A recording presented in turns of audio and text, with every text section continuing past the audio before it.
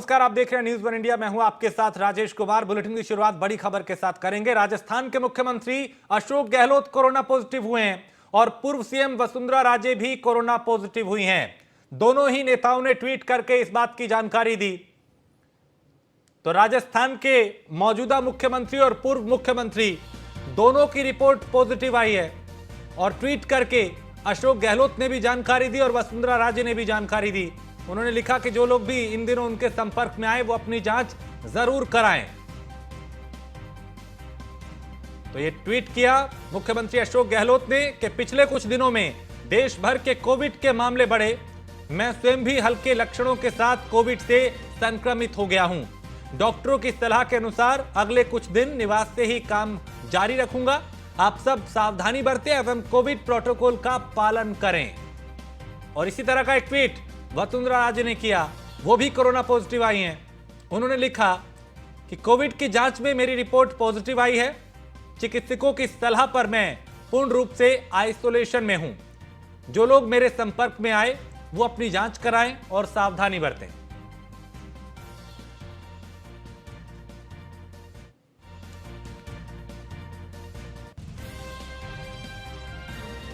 तो राजस्थान के मुख्यमंत्री अशोक गहलोत और पूर्व मुख्यमंत्री वसुंधरा राजे कोरोना पॉजिटिव हुए। ट्वीट करके उन्होंने इस बात की जानकारी दी। और राजस्थान में होने वाले विधानसभा चुनाव से पहले सीएम अशोक गहलोत जनता को लुभाने के लिए लगातार बड़ी बड़ी घोषणाएं कर रहे हैं। और इस बीच सीएम ने घोषणा करते हुए बताया कि राइट टू हेल्थ लागू करने वाला देश का पहला राज्य राजस्थान बन गया है। उन्होंने कहा कि मुझे खुशी है कि राइट टू हेल्थ पे सरकार और डॉक्टर्स के बीच सहमति बनी। उन्होंने कहा कि मुझे आशा है कि आगे भी डॉक्टर पेशेंट रिलेशनशिप अच्छा रहेगा।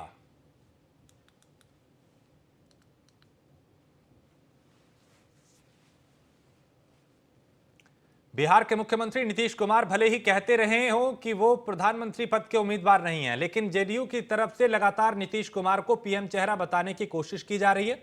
सोमवार को इस बात को और मजबूती तब मिली जब नीतीश कुमार लाल किला के बने बैनर के नीचे बैठ के इफ्तार पार्टी में हिस्सा लेते नजर आए।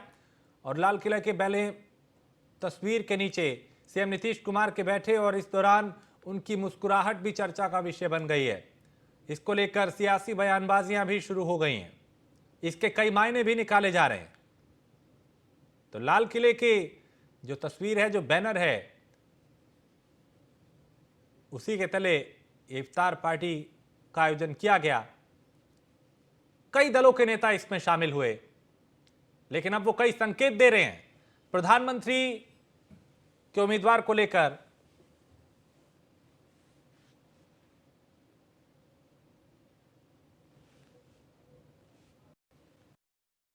और हमारे ब्यूरो चीफ मनोज कुमार ज्यादा जानकारी के साथ इस खबर पे। मनोज, नीतीश कुमार भले ही ये कहते रहे कि मैं पीएम पद का उम्मीदवार नहीं हूं, लेकिन इस तरह के जो बैनर, जो पोस्टर, जो इफ्तार पार्टी, जो लाल किले की तस्वीर, ये संकेत सीधा सीधा है कि दावेदार वो भले ही खुद को ना समझे, लेकिन संकेत है कि वो है। जी बिल्कुल, देखा जाए कि जिस प्रकार अभी पोस्टरबाजी जो चल रहा है बिहार में, उस मुताबिक कहीं ना कहीं नीतीश कुमार अभी भी मन में ख्याली पुलाव को पका रहे हैं कि मैं पीएम का उम्मीदवार हो सकता हूँ। देखिए, ये बात तब से सामने आई जब से राहुल गांधी पे जब कार्रवाई शुरू हुई और राहुल गांधी की सदस्यता रद्द करने की जब बात सामने आने लगी, तब से ये जो ख्याली पुलाव है ये मुख्य नीतीश कुमार द्वारा पकाना शुरू कर दिया गया। अब इसको लेकर जिस प्रकार अभी पटना में पूरे बिहार में चर्चा का विषय बना हुआ है और ये अपने को पीएम के उम्मीदवार भी समझ बैठे हैं, लेकिन इसको खुलकर अभी तक नीतीश कुमार सामने नहीं आ रहे हैं। तो ऐसे में ये जो पोस्टर हैं, ये जो बयानबाजियां हो रही हैं, ये जो संकेत दिए जा रहे हैं, इसके क्या मायने समझें? देखिए, इसमें केंद्रीय मंत्री जो आए हुए थे अमित शाह, उन्होंने भी कहा था कि बिहार में चर्चा का विषय बन गया है। और केंद्रीय मंत्री अमित शाह ने यह जनसभा को संबोधित करने के समय भी कहा था कि नीतीश कुमार प्रधानमंत्री का सपना अधूरा रह जाएगा, क्योंकि पीएम पद के लिए कोई वैकेंसी नहीं है। और साथ ही अब जदयू की तरफ से पटना में सड़कों पर पोस्टरें तक लगा दी जा रही है। तो इस चीज को लेकर देखिए बहुत ज्यादा मतलब ये बयानबाजी पक्ष विपक्ष में चल रहा है। यहाँ तक कि देखिए, और उन्होंने ये भी अमित शाह ने कहा था कि देश आपका इंतजार कर रहा है। और इस पोस्टर को देखकर लगता है कि सियासी बयान में कहीं ना भी राजनीतिक जंग जोरों से शुरू हो चुकी है बिहार में। चलिए, आप मनोज मेरे साथ बने रहिए, कुछ और खबरों पे भी आपसे जानकारी लेंगे। फिलहाल शुक्रिया। और खबर पटना से है, जहां कांग्रेस प्रदेश कार्यालय में सत्याग्रह को लेकर बिहार कांग्रेस के प्रदेश अध्यक्ष अखिलेश सिंह के नेतृत्व में बैठक आयोजित की गई। और इस बैठक में बिहार कांग्रेस के प्रभारी भक्त चरण दास समेत कई नेता मौजूद रहे। बैठक के दौरान बिहार कांग्रेस के प्रदेश अध्यक्ष ने कहा कि सभी जगह प्रदर्शन और सत्याग्रह करने को लेकर यह रिव्यू मीटिंग रखी गई। और यह वहीं बीजेपी के स्थापना दिवस को लेकर अखिलेश ने कहा कि इसमें कांग्रेस पार्टी और दूसरी पार्टियों का क्या काम है। बिहार हमेशा शांति, सामाजिक न्याय, सांप्रदायिक सौहार्द की धरती रही है। वहीं जेडीयू के पोस्टर पे प्रतिक्रिया देते हुए अखिलेश सिंह ने कहा कि किस स्टेट का लोग नहीं चाहते हैं कि मेरे यहां पे प्रधानमंत्री हो, बिहार के लोग चाह रहे हैं, जो कि अच्छी बात है। जिस जो कारगुजारी है मोदी सरकार की, तो उसमें दूसरा विकल्प कहाँ है। मैं आपको पहले भी बताया कि जो पार्टियां नहीं भी कांग्रेस के साथ आ रही थी वो भी सब एक साथ हो गई, चाहे वो तृणमूल हो, आम आदमी पार्टी हो। अब सभी एक साथ हो के इस मुहिम को चला रहे हैं कि कैसे प्रजातंत्र बचे, कैसे संविधान इस देश में बचे, कैसे संविधान के अनुसार शासन चले और डिक्टेटोरियल एटीट्यूड गवर्नमेंट का समाप्त हो। इसके लिए लड़ाई हम लोग लड़ रहे हैं। जिस जो कारगुजारी। और मनोज हमारे ब्यूरो चीफ इस पे ज्यादा जानकारी के साथ। मनोज, इस बैठक में क्या कुछ हुआ?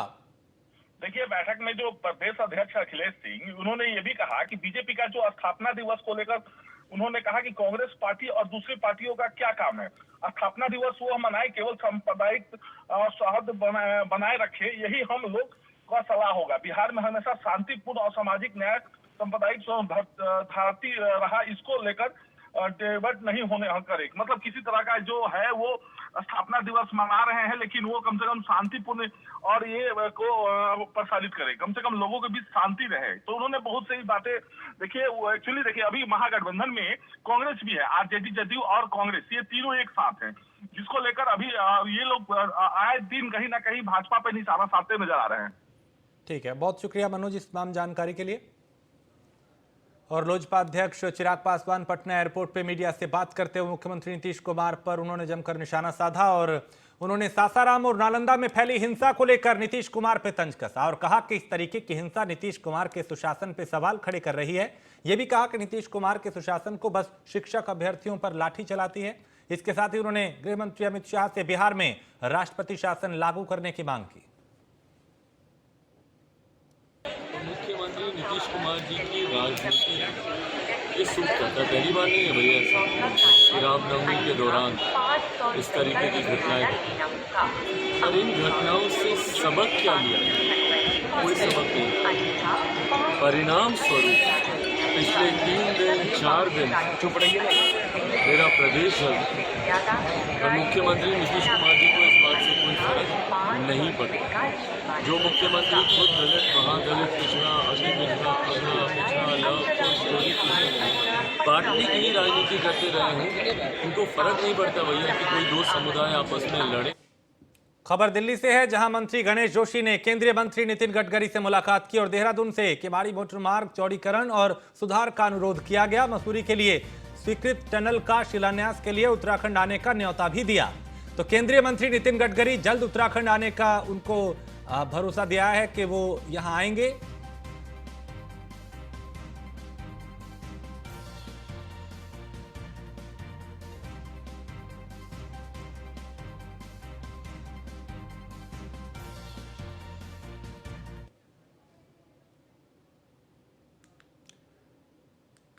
और महाराष्ट्र में कोविड-19 को लेकर लगातार प्रशासन अब एक्टिव है, क्योंकि इसके मामले जो हैं वो बढ़ रहे हैं और प्रशासन पूरी तरह से अलर्ट मोड पे आ गया है। कोरोना के आंकड़ों को देखते हुए सतारा जिला प्रशासन ने सरकारी और अर्ध सरकारी कार्यालयों, कॉलेज और बैंकों में कार्यरत कर्मचारियों को मास्क पहनने की अनिवार्यता कर दी है और कलेक्टर के आदेश के बाद इसे तत्काल प्रभाव से लागू किया गया है। उन्होंने लोगों से अपील की है कि सावधानी जरूर बरतें, भीड़ में ना जाएं, लापरवाही ना करें।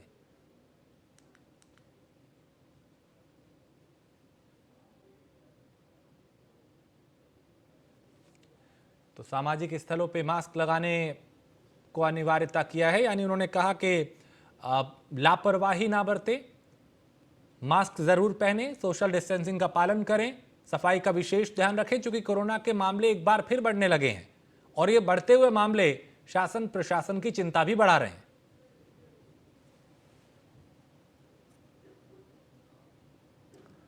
पेरेंट्स एसोसिएशन जम्मू को बड़ी कामयाबी मिली है। जम्मू में नई शिक्षा नीति के खिलाफ पेरेंट्स एसोसिएशन कई दिन से विरोध प्रदर्शन कर रहे थे। इस विरोध प्रदर्शन के दौरान नई शिक्षा नीति को बदलने की मांग की जा रही थी। एसोसिएशन के प्रधान ने कहा, यह जीत मेरी नहीं बल्कि उन सभी माता पिता की है जिन्होंने इस मुहिम में हमारा साथ दिया। इसके साथ ही उन्होंने न्यूज़ 1 इंडिया से बातचीत करते हुए क्या कुछ कहा, उन्हें सुनते हैं।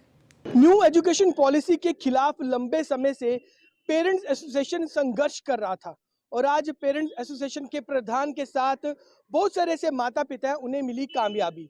अमित जी, कितनी बड़ी कामयाबी है आज आपके लिए कि लंबे समय से आप संघर्ष कर रहे थे कि बच्चों को फर्स्ट क्लास में एडमिशन दी जाए, तो कितनी बड़ी कामयाबी है आज? देखिए, सबसे पहले आप न्यूज़ 1 इंडिया का बहुत बहुत शुक्रिया अदा करते हैं क्योंकि हर एक कवरेज की उन्होंने, हमारे हंगर स्ट्राइक की, प्रोटेस्ट की, सारी कवरेज उन्होंने की और हमारी आवाज़ जो है वो दिल्ली तक पहुंचाई। और माँ बाप का शुक्रिया अदा करते हैं, उन बच्चों का शुक्रिया अदा करते हैं और सबसे ज़्यादा जो है वो एलजी साहब का शुक्रिया अदा करते हैं क्योंकि एलजी साहब ने इंटरवीन किया और हमें हमारा ये ऑर्डर निकला। हम धन्यवाद करते हैं उन माँ बाप का, उन बच्चों का जो अपनी लड़ाई के लिए सड़कों पे उतरे। और न्यूज़ 1 इंडिया का ये बहुत बड़ी खुशखबरी है माँ बाप के लिए कि जो जम्मू कश्मीर में जो 6+ बच्चों को फर्स्ट क्लास की एडमिशन मिलनी थी, अब जो है वो 5+ मिलेगी ताकि वो बच्चे जो है वो डिप्रेशन में ना जाए और नई क्लासों में जाकर पढ़ सके। अमित जी, कितनी बड़ी कामयाबी है कि 96% बच्चे मार्क्स लेकर घरों में बैठे थे और आज वही बच्चे जो लंबे समय से इंतजार कर रहे थे कि हम न्यू क्लास में कब जाएंगे, और आज फाइनली वो दिन आया कि जो बच्चे घर में बैठे थे आज स्कूलों में हैं। ये कामयाबी उन बच्चों की है जिन्होंने अपने हक के लिए लड़े, अपने राइट टू एजुकेशन, जो है फंडामेंटल राइट है उनका एजुकेशन, उसके लिए वो सड़कों पे उतरे और माँ बाप सड़कों पे उतरे। और आप चैनल जो न्यूज़ 1 इंडिया ने हमारी न्यूज़ें चलाई, जो एलजी साहब है उन्होंने इंटरवीन किया, ये सारा जो क्रेडिट है ये इन लोगों को जाता है। और हमारा तो काम है समाज में सेवा करना। हमारी ज़रूरत जब भी किसी पेरेंट्स को जम्मू कश्मीर में पड़ती है, हम वहाँ पर हाजिर होंगे। और आप सब मीडिया वालों का बहुत बहुत धन्यवाद जिन्होंने आज कई बच्चों को डिप्रेशन में जाने से बचा लिया। अमित जी, आपसे जानना चाहेंगे कि पेरेंट एसोसिएशन की बहुत बड़ी जीत है और आने वाले समय में बहुत सारे मुद्दे हैं जिस प्रकार से आपके द्वारा हमेशा ही प्राइवेट स्कूल्स के खिलाफ आवाज उठाई जाती है, यूनिफॉर्म्स को लेकर, बुक्स को लेकर, तो आने वाले समय में किस तरह के और कदम उठाए जाएंगे ताकि जिन पेरेंट्स को, जिन बच्चों को मुश्किलात हो रही है, उनसे उनको राहत मिल सके? देखिए, मैं आपको बता दूं कि मैं डायरेक्टर एजुकेशन जम्मू का मैंने तभी अप्रिशिएट नहीं किया, इसीलिए अप्रिशिएट नहीं किया कि डायरेक्टर एजुकेशन जम्मू का मैं अप्रिशिएट उस दिन करूंगा जिस दिन फीसों का नेक्सस नहीं रोका जाता, क्यों यूनिफॉर्म का नेक्सस नहीं रोका जाता, क्यों बुक्स का नेक्सस नहीं रोका जाता। मैं उस दिन अप्रिशिएट करूंगा डायरेक्टर एजुकेशन जम्मू कश्मीर को जिस दिन बुक्स, यूनिफॉर्म और फीसों का नेक्सस ये खत्म करेंगे। चलिए, तो फाइनली बहुत बड़ी जीत पेरेंट्स एसोसिएशन को मिली है। बता दूं कि एलजी मनोज सिन्हा के साथ साथ न्यूज़ 1 इंडिया का भी धन्यवाद किया पेरेंट एसोसिएशन ने। आप इसी तरह जुड़े रहे न्यूज़ 1 इंडिया के साथ। और बांग्लादेश की राजधानी ढाका के मशहूर बंगा बाजार में मंगलवार सुबह भयानक आग लग गई। इस आग की चपेट में 6 मार्केट आई जिसमें 2900 दुकानें हैं। आग को बुझाने के लिए फायर सर्विस और सिविल डिफेंस के 48 यूनिट लगाए गए। इस घटना में 8 लोग घायल हुए और आग लगने की सूचना पर फायर विभाग की जो टीम है वो मौके पर पहुंची और आग बुझाने की कोशिश की। इसके साथ ही आग पर काबू पाने के लिए कई अलग अलग टीमें जो थी वो यहाँ पे लगाई गई। आगे बढ़ते हैं, कुशीनगर से खबर है जहां शॉर्ट सर्किट से लगी गेहूं के खेत में आग लग गई यहाँ पे और लगभग 50 एकड़ फसल जल के खाक हो गई। ग्रामीणों ने काफी मशक्कत के बाद आग पे काबू पाया। कई घंटों मशक्कत करनी पड़ी, उसके भी आग को नहीं बुझाया गया और काफी नुकसान इस आग में हुआ।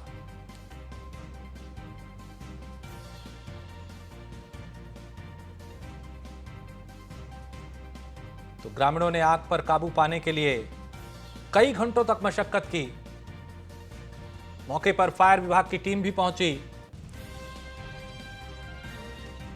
और जब तक नहीं पहुंची थी तब तक काफी नुकसान हो गया था।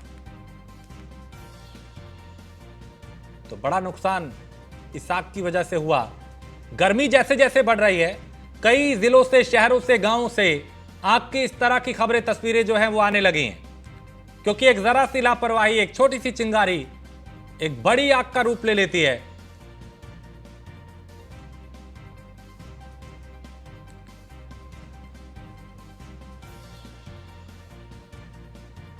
तो पडरौना तहसील इलाके के पिपरासी गांव का यह मामला, कुशीनगर से खबर, जहां शॉर्ट सर्किट से फसल में आग लग गई। गेहूं की यह फसल थी और लगभग 50 एकड़ फसल जल के खाक हो गई।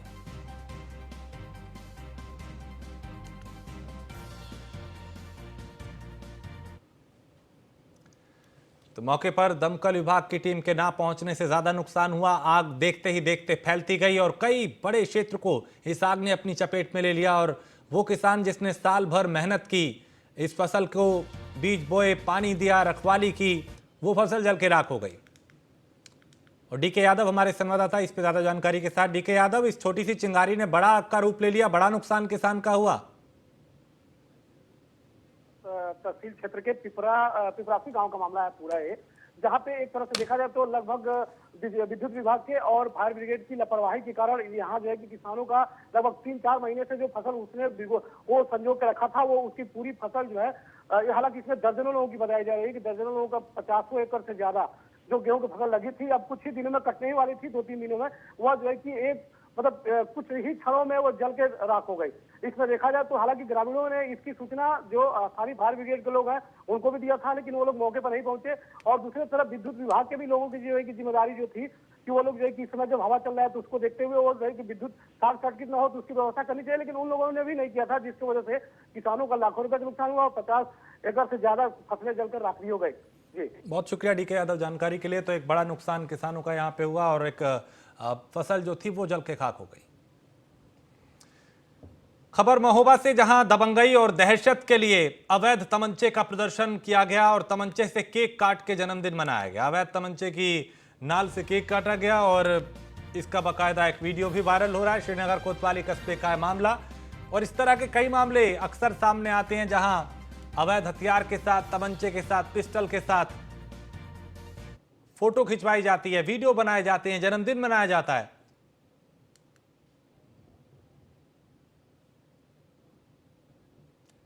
अनुज हमारे संवाददाता इस पे ज्यादा जानकारी के साथ। अनुज, ये तस्वीरें सामने हैं, एक शख्स यहाँ पिस्टल के साथ, तमंचे के साथ दिखाई दे रहा है, कौन है ये, पहचान हो पाई? पुलिस ने कुछ कार्रवाई की? ये पूरा मामला जो है श्रीनगर थाना क्षेत्र का है, जहां ये जो युवा हैं ये दहशत फैलाने के उद्देश्य से किस तरह से जन्मदिन मना रहे हैं, केक काट रहे हैं, उसके बाद में बंदूक की नाम से ही जो है अपने दोस्तों को केक खिला रहे हैं। तो ऐसे में जब ये वीडियो वायरल हुआ है तो श्रीनगर थाना पुलिस जो है एक्शन में आ गई और उसके बाद जो उस एरिया के जो लड़के हैं उनसे जो वीडियो में दिखाई दे रहे हैं उनकी पुष्टि करके उनको थाने बुला के पूछताछ करे। खास बात इसमें ये है कि जिस जो अवैध तमंचा है उसको भी पुलिस बरामद करने की बात कह रही है कि जल्दी ही वो जो है इस पूरी जो असलाह है उसको बरामद कर लेगी। जी, बहुत शुक्रिया जानकारी के लिए। अल्मोड़ा के फलसीबा में नियमों के विपरीत जमीन खरीद फरोख्त का मामला गरमाने लगा है। इस मामले में फलसीबा गांव के अनुसूचित जाति के परिवारों ने जिलाधिकारी वंदना से मुलाकात कर ज्ञापन सौंपा, साथ ही डीएम कार्यालय के बाहर प्रदर्शन और नारेबाजी भी की। ग्रामीणों ने मामले की जांच की मांग की है। वहीं जिलाधिकारी ने कहा कि फलसीबा में जमीन की खरीद में धोखाधड़ी की जो शिकायतें मिली हैं उसमें पूर्व में एसडीएम की अध्यक्षता में समिति का गठन कर दिया गया है। जांच में जो भी तथ्य निकलकर सामने आएंगे उसके आधार पर कार्रवाई की जाएगी। में ज़मीन की खरीद को लेकर धोखाधड़ी की कुछ शिकायतें और कुछ विभिन्न प्रकार के जो कानून हैं उनके उल्लंघन की शिकायतें सामने आ रही हैं। इसमें एक समिति जांच के लिए पूर्व से ही एसडीएम की अध्यक्षता में गठित करी गई है। तो इसकी जांच पूर्ण होने पर जिस भी प्रकार के उल्लंघन इसमें सामने आएंगे उसके अनुसार। और भारत चीन सीमा पे पूर्वी लद्दाख के नॉर्दर्न सब सेक्टर में उत्तराखंड का लाल शहीद हो गया। आईटीबीपी में असिस्टेंट कमांडेंट के पद पे तैनात टीकम सिंह नेगी की शहादत का समाचार मिलने से ग्रामवासियों में गमगीन माहौल हो गया, मातम पसर गया। शहीद का पार्थिव शरीर मंगलवार को उनके घर लाया गया, जहां उन्हें श्रद्धांजलि देने के लिए जन सैलाब उमड़ गया।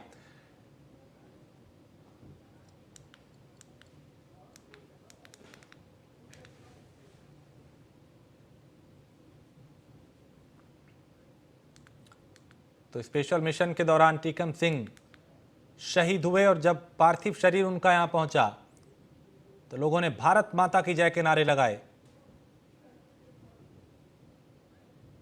मैंने कुछ सीखा है और जो आगे ये पीढ़ी चल रही थी तो इसमें यही था कि लोह तो होता ही नहीं है हमारे इसमें, जो भी है इसमें ही हमें चलना पड़ता है। और कुछ हमारा जो पारिवारिक बैकग्राउंड होने की वजह से ये ज़्यादा ही, परिवार में मेरे 2 बच्चे थे। और देहरादून में महावीर जयंती का उत्सव बड़े ही धूमधाम से मनाया गया। सुबह से ही मंदिर प्रांगण में रथ के लिए बोलियां लगाई जा रही थी, जिसमें जैन समाज के प्रतिष्ठित लोगों ने बढ़ चढ़कर इसमें हिस्सा लिया। जैन समाज के अध्यक्ष नरेश जैन ने बताया कि महावीर स्वामी का जन्मोत्सव मनाया जा रहा है और हमेशा उन्होंने एक ही नारा दिया है कि अहिंसा परमो धर्म। इसी पर चलते हुए जैन समाज हमेशा कार्य करता रहा है। जैन समाज की तरफ से सेवा भाव के चलते गरीबों के लिए अस्पताल, डिस्पेंसरी, फ्री दवाएं और शिक्षा का भी बंदोबस्त किया जाता है।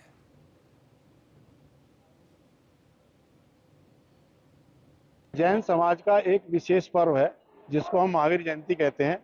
यह अर्थात आज ही के दिन भगवान महावीर स्वामी का आज से लगभग 22 वर्ष पूर्व कुंडलपुर में जन्म हुआ था। उसी के उपलक्ष्य में पूरे विश्व में जहाँ जहाँ भी जैन संप्रदाय के लोग हैं, आज के इस दिन को अर्थात जेठ शुक्ला पंचमी के दिन, इसमें कोई तिथि नहीं होती कि भाई 22 अप्रैल या 20 अप्रैल या 15, ऐसा कुछ नहीं होता। चैत्र शुक्ला त्रयोदशी के दिन भगवान महावीर का जन्म कल्याणक मनाया जाता है। से मेहनत को ये देखिए, कोई भी कार्यक्रम करो उसमें आर्थिक और शारीरिक, मानसिक हर तरह का सहयोग सबका चाहिए। लेकिन जैन धर्म की जो यहाँ जनता है, जिसे कहना चाहिए जहाँ भी हो, यहाँ हो पूरे भारतवर्ष में तन मन धन पूरा समर्पित करते हैं। और इसमें सबसे बड़ी बात है, यदि आपको ये ज्ञान है कि भगवान महावीर आखिर थे कौन और भगवान बने कैसे, क्योंकि जीव तो जीव ही होते हैं और बनकर के कोई भगवान तो बना बनाया भगवान तो है नहीं। सब मतलब जन्मते नहीं है, बनते हैं। कैसे बनते हैं? उस कला से बनते हैं कि अहिंसा का पालन, सत्य का पालन, आचार्य का पालन, ब्रह्मचर्य का पालन, अपरिग्रहत्व का पालन। ये कुछ सिद्धांत ऐसे हैं जो हमें लौकिक भौतिकता की ओर से चकाचौंध से हमें उठाते हैं। और उधम सिंह नगर के वरिष्ठ पुलिस अधीक्षक मंजुनाथ टीसी के निर्देशन में नशे के खिलाफ चलाए जा रहे अभियान में पुलिस को एक और कामयाबी हाथ लगी। पुलिस ने एक स्मैक तस्कर को गिरफ्तार किया है। आरोपी का नाम मोनिस है। एसपी के मुताबिक आरोपी का आपराधिक इतिहास खंगाला जा रहा है। नशे के विरुद्ध जनपद में लगातार अभियान चलाया जा रहा है। इसी क्रम में हमारा बांसपुरान चौकी इंचार्ज और टांडा चौकी इंचार्ज कल संयुक्त रूप से एक अभियुक्त है मुनीस, इसके विरुद्ध काफ़ी दिनों से शिकायत मिल रही थी कि ये नशे की तस्करी में लगा हुआ है। कल हमारी टीम को सफलता मिली है और इसकी तलाशी में लगभग 29 ग्राम स्मैक बरामद हुई। एनडीपीएस की धाराओं के अंतर्गत इस पर अभियोग पंजीकृत किया गया है। आज अरेस्टिंग करके इसको माननीय न्यायालय के समक्ष हम पेश कर रहे हैं। पूर्व में भी इसका आपराधिक इतिहास। उधम सिंह नगर की पुलिस ने नशे के खिलाफ चलाए जा रहे अभियान के तहत बाइक सवार एक तस्कर मोहम्मद शाहरुख को गिरफ्तार किया है। उसके पास से 2 किलो से ज्यादा गांजा बरामद हुआ। पुलिस ने आरोपी को जेल भेज दिया है और इसका जो नेटवर्क है उसका पता लगा के इसके साथियों को भी पकड़ने की कोशिश की जा रही है।